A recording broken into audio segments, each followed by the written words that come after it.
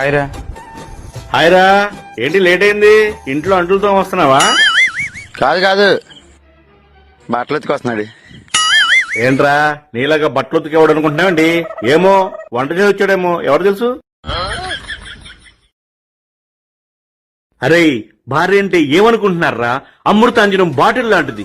అసలు భార్య లేకపోతే మగవాడికి తలనొప్పి లేదు, కడతల నొప్పి లేదు, మాడు నొప్పి లేదు. అంతేందుకు అసలు అమృతాంజనం కంపెనీయే లేదు. జెండు బాం కంపెనీగా లేదురా.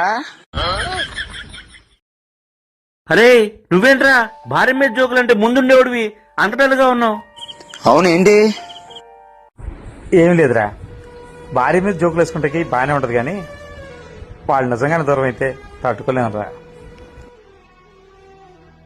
అరే మీకు అర్థమయ్యేలా చెప్తా. మనం ఏదైనా హోటల్కి వెళ్ళినప్పుడు ఇడ్లీ రేట్ ఎంత అంటాం కానీ చట్నీ రేట్ ఎంత అనం.